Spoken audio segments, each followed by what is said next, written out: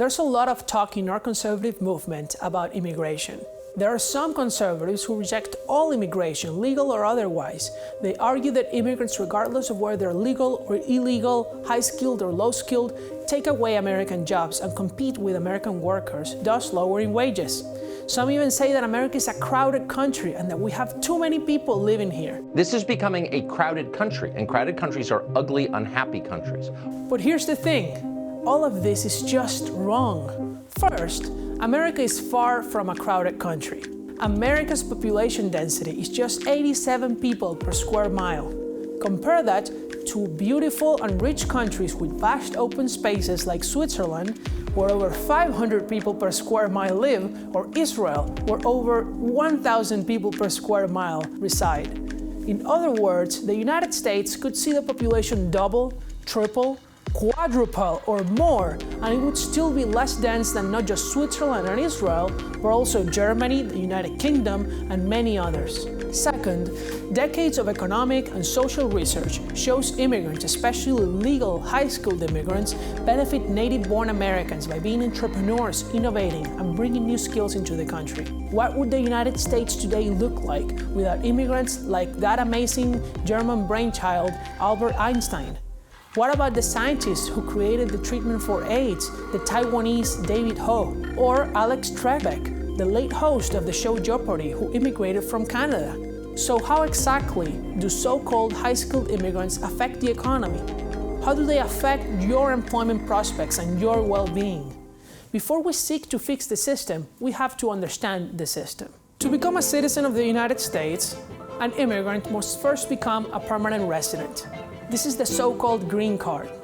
And once an immigrant has a green card, he or she must wait 3 or 5 years, depending on how they obtain their residency, in order to apply for citizenship. Then they must take the citizenship test about civics, history, and American values. And citizenship doesn't sound too hard to obtain, right? Just wait a few years, take a test, do an interview, and you're good to go. But not so fast. Before you can do any of that, you have to obtain your green card in the first place. In America, that's much easier said than done. It's easy to become a permanent resident through family ties. If you marry an American or are the parent or minor child of an American, you just have to wait approximately 1 year. You win the immigration game. But what if you don't have family ties in the US? Well, you're going to have a tough time. Don't count on your merits getting you in here most of the time. In fact, of the roughly 1 million immigrants who obtain a green card, only 14% do so based on their skills or through gainful employment. Compare this to Canada or Australia, which admit most of their immigrants based on skills through a system that assigns points for the applicant's English ability, job experience, time spent in the country, and other factors. But wait, it gets worse. Not only does the US severely limit permanent high-skilled immigration, it also limits temporary immigration. The most popular of the high-skilled visas, the H-1B visa, which allows businesses to hire immigrants with college degrees in specialized fields, are severely limited. Congress limits these visas to only 85,000 every year. Thankfully, it exempts colleges and research institutions, but the number is still too low for a country of 331 million people. The consequence is that natural-born Americans earn lower wages and more of them are unemployed. That's a fact. The National Foundation for American Policy found that for every H-1B visa that a technology company sponsors, they create 5 jobs for US citizens.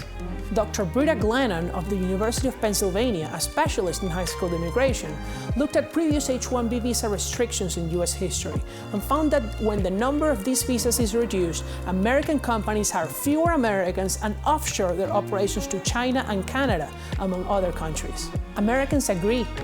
An Ipsos poll from 2019 found that more than 3 in 4 Americans, even 3 in 4 Republicans, think we should make this easier for high-skilled immigrants. Still, there are people out there who would have you believe that high-skilled immigrants are just cheap labor still in American jobs. But are they?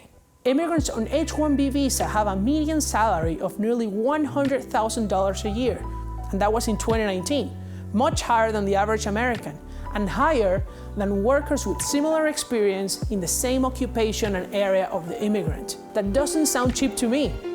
Now, some would say that these jobs would go to Americans if these immigrants didn't come to the country. But that's also not true. because the economy doesn't have a fixed number of jobs. On the contrary, like Dr. Glennon found in her study, not allowing high-skilled immigrants to come leads companies to move their offices to foreign countries where they can actually bring the best and brightest people from around the world.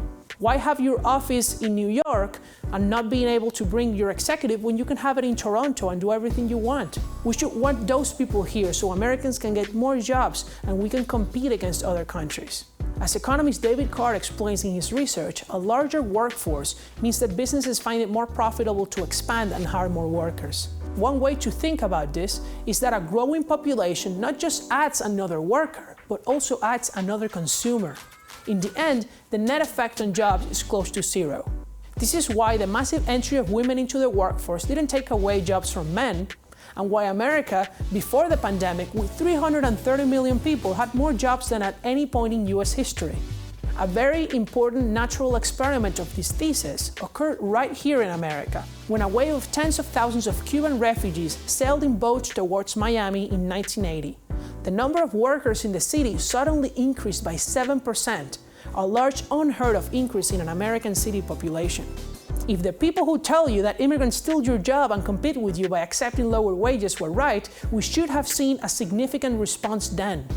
Yet, several studies of this incident with different methods show that even the low-skilled refugees from Cuba had no effect on either jobs or wages of Miami workers. Giovanni Perri and other co-authors looked at Miami worker wages and unemployment before and after the refugee wave hit in Miami, and compared it to that of other similar US cities that were unaffected by the refugee wave because they were much farther away. The result was that even this large influx of people had absolutely no effect on American workers, including those who had dropped out of high school, who these immigrants competed against more than any other.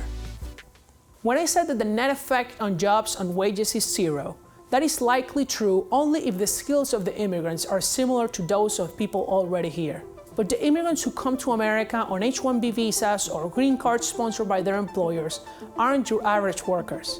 While a third of Americans graduated from college and less than 10% have a graduate degree, all of the immigrants who come on these visas have college degrees, and most of them have master's degrees or PhDs. Many of them are physicians. They're not competing with workers in lower wage sectors at all. In other words, high-skilled immigration makes the US population relatively more educated, which means that blue-collar workers become relatively scarcer. More physicians, engineers, professors, for the same number of plumbers, construction workers, means that these blue-collar workers suddenly have more customers but no more competitors, and their incomes increase. High-skilled immigrants also have positive effects on innovation and entrepreneurship. One study showed that if we increase the share of the population of an American city that is an immigrant with a college degree by just 1%, we see an increase in the number of patents per person by an incredible 6%. And one extensive survey found that international students in the United States are much more interested in being entrepreneurs than American students, but that old immigration rules are stopping them from pursuing their entrepreneurial spirit. This should come to no surprise. Elon Musk is one of those immigrants who came here as a student from South Africa, and now one of the world's richest people, leading the world on electric car innovation and space exploration. He's not alone. Nearly half of Fortune 500 companies were founded by immigrants or their children. All of this is why former President Trump's Director of Immigration Services, Ken Cuccinelli, agrees that immigrants on H-1B visas are a positive contribution to the economy. All the agricultural temporary worker programs and H-1B, and I absolutely agree that the net change is a positive for the U.S. economy. But despite this assertion and all the evidence that this type of immigration benefits American workers, Mr. Cuccinelli defended Trump's order for stopping all high-skilled legal immigrants from coming to America last year and told me that it was because of high unemployment. But this is flatly wrong even on its own merit. The unemployment rate in America was very high then, albeit with great geographic variation, but never in the areas in which these immigrants work. Most H-1B immigrants work in the computer science and mathematics sector. The same is true for other high-skilled sectors. Travel bans on high-skilled legal immigrants don't save any jobs, they destroy them. Where does this all leave us? A conservative immigration system is one that puts American interests first and recognizes that America must continue to be at the forefront of global innovation.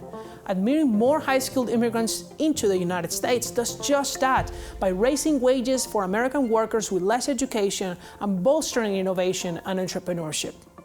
But how do we do this? And what are the consequences on American culture?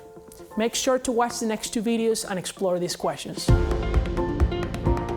Thanks for watching this first video. All the studies and facts mentioned in this video are cited in the description below with the timestamp so you can see the facts for yourself. Make sure to hit the like and subscribe buttons and watch the other videos linked here on the screen and in the description below.